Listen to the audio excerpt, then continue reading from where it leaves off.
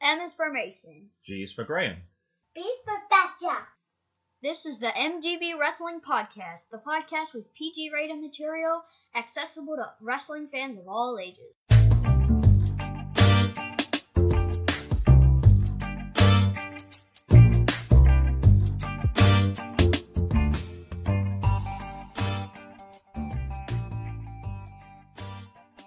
My name is Graham Bagshaw, and my co-host and creator of this podcast is proof that wrestling fans live with their parents. My 10-year-old son, Mason. So, Mason, we're in double figures. It's episode 10. You're 10 years old. We're recording a little earlier this week. I know you've got a baseball game tomorrow, so let's get straight into what we're going to do this week. Let's take a look at the card for episode 10 of the Mgb Wrestling Podcast. In match 1, we have This Week in Wrestling News. In match 2, our review of Nova Pro's Old Dominion Rumble. In match 3, Are You Smarter Than a Fourth Grader? In match 4, our review of Monday Night Raw. In match 5, Tweet of the Week.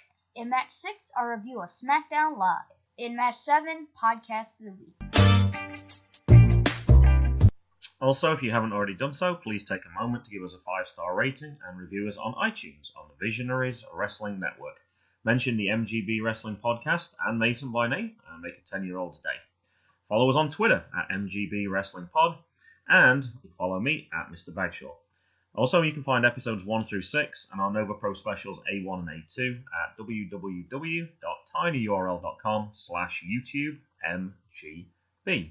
And also, don't forget to listen to the other podcasts on the Visionaries Wrestling Network, Ringside Rant on Monday, Cayden Nation on Tuesday, and View from the Top Rope on Thursday. What's up, everybody? It's your boy Benjamin Banks, and you're listening to the Mgb Wrestling Podcast. In match 1, scheduled for 1 fall. we take a look at This Week in Wrestling News. So, Mason, when this comes out on Friday, it's actually going to be probably around the same time that the Greatest Royal Rumble's out, probably within a few hours, so people have probably already watched that and going into that. They've announced a few more people who are going to actually be in the Greatest Royal Rumble. One of those people is Rey Mysterio. Now, we haven't really found out too much about this so far, so I'm just going to read you a few of the people who are going to be in it. Randy Orton's going to be in it.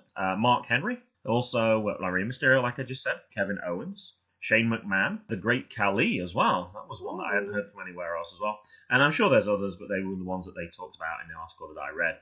Now, I know a few weeks ago you gave a prediction. Do you want to tell us if you're going to change that prediction or what that prediction was? And then I'll tell you who I'm going to go for as well. So my prediction was Aleister Black, but he does have a title, and I think if he does win the Greatest Royal Rumble, I think they want him to move up to the main roster instantly. I have one that I really think should win, but probably WWE isn't ready for him. I think EC3 should win. He's a great wrestler. I like him. He's a nice guy, and I like when the fans were chanting when he debuted in NXT, NX3.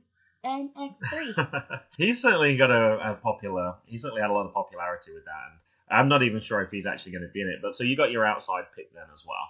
Alright, well, I'm going to play it pretty safe. I'm going to go Braun Strowman. He's a pretty big guy, although normally what happens with that is they'll all gang up on him and then they'll just throw him over the top rope. Yeah. So I'm a little worried about that, but I'm going to go Braun Strowman. I think he deserves something, so that's who my pick's going to be. Hard. Alright, well, you had an outside pick. I'm going to go with an outside pick as well then. I know he was in the last Rumble, so I'm going to go Adam Cole.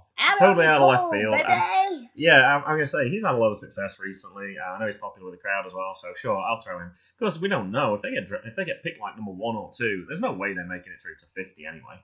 So that's going to be one of those random elements. If you can pick somebody who gets drawn 48 or something, you got a much better chance. Now, they did set the final Greatest Royal Rumble card, so it did say that the matches are going to be the first ever 50-man Greatest Royal Rumble match. John Cena versus Triple H. The casket match, which they finally decided is going to be Undertaker versus Rusev. The Universal Championship Steel Cage match, Brock Lesnar versus Roman Reigns. The WWE Championship match between AJ Styles and Shinsuke Nakamura.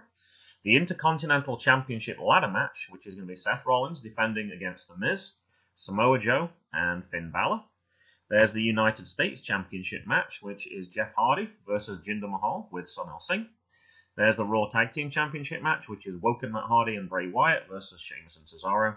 And the Tag Team Championship match, which is the Bludgeon Brothers versus the Usos. And rounding off the card is Cedric Alexander versus Kalisto in the Cruiserweight Championship match.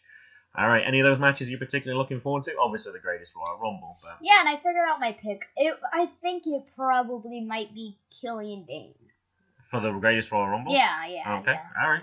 But it would be amazing if Paul Ellering eliminated one of the Authors of Pain. That would be just hilarious. But all right, any of those other matches you like the look of? I like the casket match. I've only seen one of them. I've seen WrestleMania. It was Undertaker versus Mark Henry, and I really like the casket match. Who are you calling for this one, then? It should be Undertaker. I'm definitely calling Undertaker. It's his casket match. It is. Why? He already won at WrestleMania as well. I'm definitely calling Undertaker. I can't see him bringing him back to put Rusev over like that. No. All right, the one I'm probably most excited for. I'm kind of interested in. It's probably one slightly lower on the card. Welcome Matt Hardy and Bray Wyatt. I've really liked them the last few weeks. Yeah. I'm hoping they're going to beat Sheamus and Cesaro. I'm kind of tired of the bar. So in match 2, we look at our top 3 moments from Nova Pro's Old Dominion Rumble. Now, we already did a podcast for this, which actually came out a few days ago. But probably try and promote this a little bit more. Just a summary. We're just going to pick our 3 moments. We're not going to talk in much depth as we normally do on these ones. So, Mason, start us off then. What was your third favourite moment? So, my third moment is the last person in the Old Dominion Rumble was Jean-Jean LeBon. Okay, who's a mime. Yeah. He comes out with a mask on and he's a mime. And when he comes into the ring, Bobby Shields, he comes out, it's not me. And this kind of confused us a little bit, but we know a little bit more now, so do you want to tell us? Yeah, we know that Logan was Jean-Jean LeBon in a previous event. High Fidelity. I think it was June 2017. Yeah. And he helped Bobby Shields, and now there's probably a storyline about Bobby returning the favor for Logan, but Jean-Jean LeBon is not a 1%er. He wasn't, because Bobby in Shields came out and said, it's not me. So, it's not me, and he actually, he actually eliminated Logan. Yeah, and he grabbed Gunnar Miller by the throat. Well, Gunnar Miller eventually eliminated him. Yeah, so that's one of the storylines now, that we don't know who that person actually is going to be. So yeah, that was kind of an exciting twist at the end of that story. All right, what about your number 2 moment? So Graham Bell's eliminated. He comes out. And this is also from the Dominion Rumble. He comes out and sits down in the chair next to you, and then he starts talking to you. And there was a lady that came over and wanted a photograph as well, and he said he just needed a rest. And I'd actually mentioned, because he'd lost his bazooka. Somebody stole that from him, and he'd been handing flyers out to try and get that. And he saw that I tweeted about that as well, and I got a selfie with him as well. And I posted on Twitter later that the rumor that the tag team, the Grahams, was unfounded at this point. But yeah, so my namesake came and sat next to me for a little while. That was kind of cool. I enjoyed that. Okay, number 1? Number 1 was Logan super mad at this fan. He throws his tape that he wears around his wrist at the fan's face, and I thought it would be a cool souvenir, so I picked it up, and now I got a souvenir. You do, and you got his card autographed as well. You got his picture with him. You've done a few And now things. I can put that in the next to the picture. So it's kind of a unique little one. It's definitely wrestling related. Yeah. It's definitely worn by Logan. I know those game used jerseys are worth quite a lot. I'm not sure how much wrestling used tape is worth, but I agree, it's kind of a unique souvenir. Alright, now we actually have totally different moments then. So my third moment was in match 8, John Skyler versus Warhorse versus Wheeler Yuta versus Percy Davis. Percy Davis's thing is he hands out candy. He came out giving it all to the crowd. He starts sucking on a lollipop, and then he gives one to Wheeler Yuta. He does the same. The other 2 guys are like, no, we're not having this. And anyway, they turned on the guys that wouldn't take the candy, and they climbed up to the top rope and started hitting them on the head. 1, 2, 3. All the way up to 9. Normally you get to 10. On the 10th one, they took the lollipops out of their mouths, and then they stuck it in the other person's mouth and sort of rammed it around a little bit. And it was kind of and somebody was like, that is gross, but I kind of like that one. So that was my third moment. My second moment, and you knew I was going to pick this one. This was the last match, Shazza McKenzie versus Jordan Grace. Okay. The match itself was really cool, but my favourite bit from this was Mason found a streamer that had been on the floor, and he raveled it up very carefully, got it ready. It took quite a few minutes. And when Shazza came in, he went to throw it at her, and he literally threw it at her. It didn't unwind one tiny little bit. It hit her on the leg. I thought it was hilarious. I know you didn't think it was hilarious at all. She was really nice about it. She gave it back so you could use it again. And she actually said on Twitter later, I'll take any streamer action I can get. So I thought that was kind of cool. And it was a really good match as well. So what I want to know is, have you learnt now how you should throw a streamer? Have you got any little tips? Unroll it first. There you go. You're going to unroll a little bit first. Yeah, because I threw the one. It was only half rolled already, and then I threw it at Jordan Grace and it worked. And it worked perfectly in the end, so all's well that ends well. And my number one moment was from the Rumble, and Bobby Orlando, who came in at 28. His big thing is he's got a goat with him, a pet goat, well, toy goat, I guess, Bobby Jr. And he came in, and as he was trying to enter, he threw the goat to Mickey Banker, and he just threw the goat straight over the top rope. And I'm pretty sure Brian called from the back, the goat has been eliminated. It was a silly moment, but the fans kind of liked it. And that was my number one moment. And Bobby Orlando followed actually pretty quick after that. In match 3, are you smarter than the 4th grader? Now, sometimes I give you a heads up on this one, and I didn't give you any heads up on this one at all. I had a few that I got ready for you, and I just picked this one.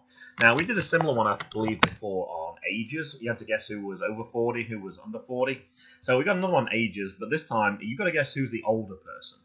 And these are all tag teams. We got some classic tag teams, and we've got some more recent tag teams.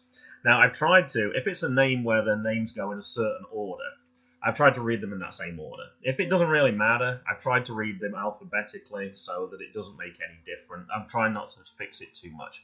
For example, if I gave you an easy one, Braun Strowman and Nicholas, obviously the answer would be Braun Strowman, okay? Yeah. All right, number 1 then.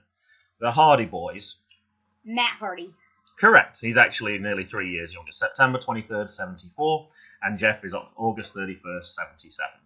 Okay, following on with that theme then, the Dudley Boys. The Dudley Boys? I think it's Bubba Ray Dudley. Bubba Ray? Yeah. Correct. July 14th, 1971, and Devon's actually 1972. Okay, well, let's keep going with that thing then. Edge and Christian. Edge. It is. This one's actually one of the closest ones. Edge is October 30th, 1973, and Christian is November 30th, 1973. So there's only a 1 month between those, so that was very close. All right, you're doing well so far. Number 4. What about the Rock and Sock connection? Oh, I've got to go Mick Foley. It is, and by quite a large margin. It's like 7 years, so definitely Mick Foley. That was one of the easy ones. All right, I'd not heard of this one, actually. The Jerry Show? Have you heard of that one? No. Chris Jericho and Big Show. I haven't heard of that one at all. Big Show? No. Chris Jericho. Final answer? Yeah. It is. It's Chris Jericho. 1970 and Big Show's 1972. What about more recent then now? What about The Bar? I'm going Cesaro. Cesaro is December 1980 and Sheamus is January 1978. No! So actually it was Sheamus by nearly 3 years actually. All right, so that's the first one that you've missed. All right, this one's going to be more tricky now. The New Day. Because obviously you've got a few more choices now. Who is the oldest? I will tell you. Yeah. You going for Kofi? Yeah. It is Kofi. Kofi by 5 years, actually. Kofi was 1981, and the other two were 1986. All right, and what about Gallows and Anderson? Gallows. Gallows was born in 1983. Carl Anderson was born on your birthday, 1980. So actually, no, it was Anderson on that one. So yeah, you've got your birthday you share with a wrestler. All right, another one where there's 3. The Shield. Roman Reigns. It is Roman Reigns. They're all actually pretty close. Roman's May 1985, Dean is December 85, and Seth is May 1986. All right, so you only missed 2 so far, so you've done pretty well. This is probably going to be your most tricky one, okay? You ready? Yeah. The Usos. Oh, they're probably a minute apart because they're twins. Probably, yeah, they're pretty close. I can't tell you how many minutes it is, but I do know which one is the older one. Jimmy? Yeah, Jimmy. Correct, Jimmy is the older twin. I thought that was a mean one. The one looks a little younger, though. Oh, I don't think you can tell that. No, There's no way you can tell that. He is a little baby face. All right, August 22nd, 1985. Now, do you actually know the Usos' real names? I didn't actually know this. No. I knew one of them because I've seen it from the Divas show. And one of them's John, which is Jonathan. The other one's Joshua. Jay is Joshua. I didn't know that. So their names actually do begin with J. And do you know what Uso actually means in the Samoan language? It means brother. I didn't know that either. I found that, well, I'm hoping, according to Wikipedia. The that's brothers? what it is anyway. Yeah, so Usos actually means brothers in Samoan language, which I didn't know. And I know you know who their dad is. Yeah, Rikishi. Rikishi, correct. So that one was a kind of easy. I think you got 8 out of 10. That's a pretty good standard. I know we had a few people who followed up was on Twitter who actually got every single question right last week. So that was pretty close. Even or I think they missed the Scooby-Doo question, amazingly. We have some people who have a State of Arrested Development who follow us. One of people who follows us, Paul Tolling, actually says that he sees that DVD every time he goes shopping in Asda in England. So he knew exactly who that one was. And Magnet and Steel also apparently knew that one as well. Or they had an inspired guess, I think was what they said. It probably, I'm guessing none of them should have got the El Hijo de Fantasma. Oh, they did say, yes, they did say that they didn't know who your autographs were, which was kind of more one for you than for them. But yeah, so we had some people who did very well last week, so we'll see how they do this week. In match 4, we look at our moments from Raw from St. Louis. All right, Mason, start us off. What was your number 3 moment? So, Sarah Logan, she gives Natalya a chop block. Mm-hmm. She goes out the ring, she's hurt and all that stuff, and then she gets another chop block from Mickie James, mm-hmm. and then Ronda Rousey's music hits, and then she comes charging to the ring and starts, and Mickie James pushes Ronda Rousey, and Ronda Rousey starts attacking Mickie James, and she puts him in an armbar and tapped out pretty quickly. Mickie James was smiling when she did that. She thought that was pretty clever, and you could tell from Ronda's face it was like, this is not going to end nice. I'm really impressed how quickly Ronda got that move locked in as well. I thought that was really good. Was that your number 3 moment? Yeah. That was actually my number 3 moment. Normally we compare before we start. I forgot to do it this time. So actually we've got both of our moves out already. That one, not surprisingly, was actually the number 1 moment because it was right towards the end of the show as well. So, okay. What about your number 2 moment? So it's Kevin Owens and Sami show. And so Sami, he says, Kurt has 5 children. And then KO says, no, I'm sure he has 6. And then Kevin Owens looks over Sami's notes, and he says, oh, you forgot Jason Jordan. And then Sami said, oh, it's okay. No big deal. Kurt has forgotten about Jason Jordan the last few years, too. I forgot about that. That was a pretty good line, actually. And so Kurt's mad at Kevin Owens and Sami Zayn. He puts him in a match against Braun Strowman and Bobby Lashley. And as we were watching this, they said Bobby Lashley, and it was like a reaction from the crowd, and I went Braun Strowman straight away. And he said Braun Strowman, so we pretty much called that. Now, actually, that's my number 2 moment as well, except I'd forgotten the part that you said, but when the look on their faces once they said, as soon as they saw Braun Strowman, Lashley, they probably weren't too happy about either, but Strowman was just like, oh, final nail in the coffin. All right, I think we might have a clean sweep because we did actually talk about one thing that really touched both of us. So go ahead, what was your number 1 moment? My number 1 moment was the moment of silence for Bruno Sammartino's death. And at the Old Dominion Rumble, we couldn't hear over the microphone, and we didn't know what it was for, and we heard the same bangs and like. We did, yeah. And I said, oh, it's for Bruno Sammartino's death. And that was the sort of realization. I didn't put 2 and together. I knew it was for a death, but I didn't put it together that it was Bruno Sammartino when I was at that thing. And I actually wrote down the same thing. I put moments of silence for that. And we're going to talk a little bit more about that documentary a little later in the show, so we're going to save that for then. So we actually had the same top 3. Now, not surprisingly, the moment of silence didn't make anywhere in the top 10 because it's not really a wrestling moment. So the top 10 moments then. Number 10 was the Reigns-Lesnar promo at the start of the show. Number 9, No Way Jose taken out by Baron Corbin. Number 8, Strowman attacks Kevin and Sami. Number 7, Elias rolls up Bobby Roode. The Claymore into a zigzag for McIntyre and Dolph Ziggler. Number 5, there was a stomp followed by a coup de grace to defeat the Miztourage without Miz this time. Number 4, Matt Hardy and Bray win again. Number 3, Gable counters Jinder and then gets the win. Number 2, Bobby does a vertical suplex one-handed again. And then there's a power slam by Bobby. And number 1, indeed, is what we talked about earlier, Ronda Rousey. Yeah. Not surprisingly, that was the number 1 moment, because like we said, it was towards the end of the show. And the weird thing about the moment of silence for Bruno Sammartino, we saw Braun Strowman right in the front, and it's weird seeing him not smashing people, actually standing there for a moment of silence. There was a lot of respect for that, and I thought they handled that a lot better than what they have done with some of the other.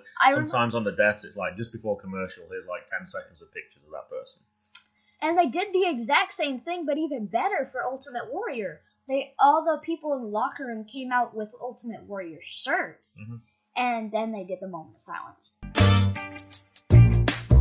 In match 5, Tweet of the Week. I actually picked for this one the @Matt Hardy brand, and this was in the match between, we just talked about earlier that got there, it was Matt Hardy and it was Bray Wyatt. And they said, oh, a wheel of cart. After somebody did a cartwheel to get out of one of them. It was like, wonderful. And then they stopped, and they actually said that deserves a standing ovation. They sort of clapped him or whatever. Now, I probably butchered the tweet there, so let me read it out exactly. A wheel of cart. Wonderful. That deserves a standing. #woken. Oh. And they did. They stopped the match. They sort of like made sure everyone was agreeing with them, and they applauded it. And I kind of like that moment. And the reason I didn't include it in my moments is, once again, this is to do with Hulu. Hulu, once again, cut out a lot of the clips. We know we lose certain matches. And if we go back into that top 10, I actually counted 4 moments that they didn't include, including some of the people who I really like to see, actually. So we didn't get to see Matt Hardy and Bray. We did not get to see Baron Corbin. We did not get to see Elias or Bobby Roode either. So they missed quite a few people out. So that was one of the reasons why I picked that as my tweet of the week. I thought it was a good moment. I'm a big Hardy Boys fan anyway. But once again, Hulu totally overlooked us for this. Alright, match 6. This is Smackdown from the KFC Yum Center. What a terrible name. From Louisville, Kentucky. Alright, Mason. We only just watched this one right before we started recording. What was your top 3 moments for this? So, Jeff Hardy comes out thinking he's getting a match with Shelton Benjamin. He's halfway down the ramp, and then Randy's music hits, and then he gets a taste of his own medicine. And we had a similar one last week as well. I actually had this as my number 2. This really made me chuckle at the start. This didn't actually make it into the top 10 at all, but I thought it was it was something that needed to be done, and I thought it was kind of funny. I kind of liked that one. All right, what about your number 2? Number 2 was Miz. He's on his Miz TV, and he's calling out Daniel Bryan, and then Big Cass's music hits. He comes in and starts complaining that he was cleared after his medical conditions with his ACL. He has a torn ACL for 7 months. Yeah. And he said, "How come I don't get noticed as soon as I am cleared, but Daniel Bryan does?" And I'm gonna say, I looked carefully on Twitter. I didn't see anything about that. I knew that he was due to come back, but on that day, nobody cared about that. Only people were interested in Daniel Bryan. And later, we saw Daniel Bryan in the back, and he was just laying down like he got ambushed like Enzo, and when Big Cass did that to Enzo. And he said he didn't know who it was, but he said he wants a match against Big Cass at the next pay-per-view. Now, I saw on Twitter somebody picked something up on this. Did you notice when Big Cass came out, he didn't have his jacket on? No. But then he put his jacket on. Yeah, I saw that. Okay, so why didn't he have his jacket on? If he knew he was coming down, why wasn't he dressed before? Because he'd just been in a fight with Daniel Bryan. Now, they showed this out of sequence, so when you watched it first time, that wouldn't have been obvious, but when you look at it backwards again, it makes perfect sense. So, yes, he definitely took out Daniel Bryan. Yeah. All right, number 1. Number 1, so the Usos are having a match with the Bludgeon Brothers. They're getting beat up by the Bludgeon Brothers again. Yeah. Naomi's music hits, she's dancing all around, the Bludgeon Brothers gets all distracted. And then the Usos start to take over, and the Usos win the match. They come out, and definitely not a clean win. And I thought it was a good moment as well. And actually, I've been not very positive about SmackDown on multiple of these. We've only had 10 episodes, and it feels like at least half of them, or probably even more, I've been like, SmackDown was terrible this week. I thought SmackDown was really good. I had 3 moments, and I didn't have that as one of mine. I like the Big Cass thing as well. I had a list. I actually had to narrow it down this week. So, no, I would agree. I thought that was a good moment as well, but it didn't make my top 3. All right, my top 3 were, I went for the Iconics defeating Oscar and Becky Lynch, even though technically it was Becky Lynch that got pinned. Yeah. So I kind of like this already, that Oscar's starting to take a few losses now. Hopefully we'll stop talking about the streak and we can start developing character a little bit more. But I thought that was good. It wasn't a clean win again. Her feet were on the ropes. I think she forgot to put her feet on the ropes. The ref was already at 2, and then she's like, oh, perhaps I better put my feet on the ropes. 3. I don't think she would have got a 3 count anyway, but never mind. All right, number 2. I agreed with you. Randy Orton replacing Jeff Hardy. I thought that was great. Number 1 for me, I thought you might have picked this one as well, actually. The club is back. How big is that? Luke Gallows and Carl Anderson are back with AJ Styles. And as soon as they had that promo earlier and he said, this is going to be too sweet, I was like, I know who this is going to be. I don't know that stuff, so... Okay, but I'd heard the backstory to it, so I was excited about it. The thing is, I get the Balor Club and the Bullet Club mixed up. Okay. The Balor and the Bullet Club do the same hand sign, don't they? Well, they have to. It's in tribute to the Bullet Club, but they can't call it that because that's part of another organization. So the Balor Club is that recognition, and this is the same thing, the club. So it's a recognition of it. So it's the people who used to be in the Balor Club, and now used to be in the Bullet Club. Bullet Club, and now in WWE it's part of the Balor Club. Correct. They're just choosing different names, but it's a throwback to that. Now, that's not just my number one moment. It was actually the part at the end where Luke Gallows actually took a Kinshasa, so AJ Styles didn't have to. He sacrificed himself, but like you said, he was family. That was how he considered it. He respects AJ Styles, and I think that's definitely a story that's going to develop over the coming weeks. All right, number 10, Eric Rowan dominating the Usos, so that was obviously earlier in that match. Number 9, Samoa Joe with another promo again. I'm really liking his mic work right now. Number 8 was a masked Sameer Singh, takes out the leg of Jeff Hardy, but then he gets an RKO for it. But number 7, Naomi provides the distraction to help the Usos win, so that was one of yours. Number 6, Becky Lynch loses, which means Oscar loses as well, that was one of mine. Number 5, Big Cass and Miz in the opening segment, which you had. Number 4, Charlotte flips over the flimsiest table I've ever seen during a contract signing. When it was upside down, it didn't even look like a table. I think if she'd have leant on that thing, it would have collapsed right there. It looked more like paper mashing or something. Yeah. It was awful. Number 3, Nakamura beats Carl Anderson earlier in the match. Number 2, after the distraction from Sameer Singh, Sheldon Benjamin defeated Randy Orton. Number 1, not surprising again, I picked my moment right at the end again. I did like Luke Gallows saving AJ from the Kinshasa. In our final match this week, match 7, we look at Podcast of the Week. Now, normally I go first, and I hand it over to you, Mason, if you have one. We're going to do it in reverse this week, so I'm going to let you go first, and you'll see why in a second. So, my podcast of the week is the J.J. Dillon Show, Episode 1, Clash of the Champions, and I really like it. It's not, like, super old, it's not, like, and, yeah, Rich definitely brings out the best of J.J. Dillon, and the story I liked was it was really funny. So he's suspended up in a shark cage, and the match is over. It was Sting versus Ric Flair. The match is over. He's still up in the shark cage. He yells down at the owner. He's like, Gordon, and then he's up there for another 5 minutes. I'm trying to think who that happened, a similar story. I know Enzo was up in a shark tank in one of the matches, but there was somebody who was afraid of heights. Was it Kevin Owens? Sami Zayn. Oh, it was Sami Zayn. I remember there was somebody who had a similar thing to that.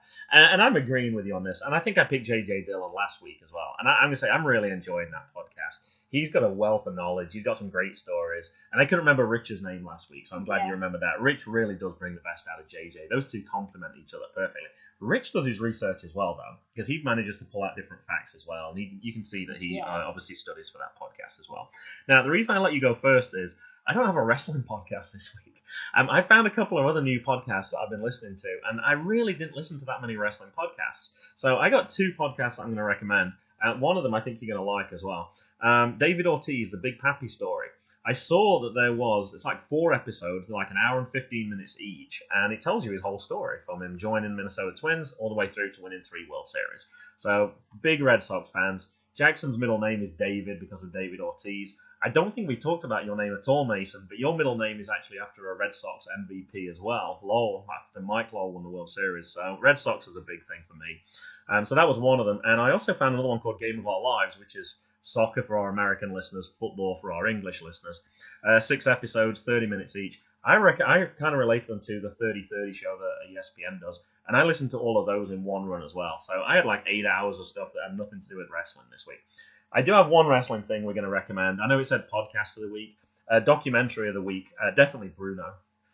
They played that straight after the WWE Raw show on the network. It's about 45 minutes, very informative though. I have heard some of the stuff on the podcasts this week, and I actually was going to talk about it. I was going to get rid of one segment, and I was actually going to review that whole documentary.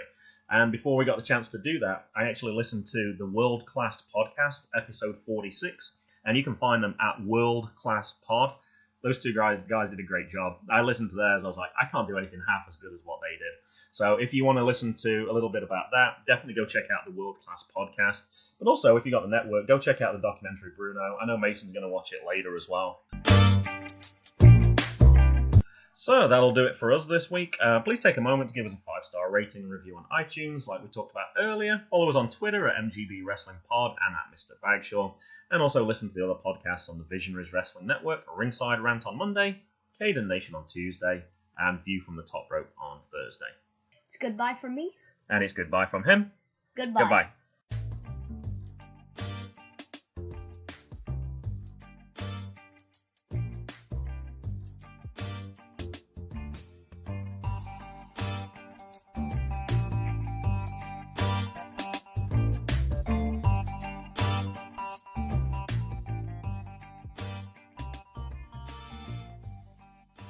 The music was Zigzag by Kevin MacLeod at incompetech.com, licensed under Creative Commons by Attribution 3.0, http://creativecommons.org/licenses/b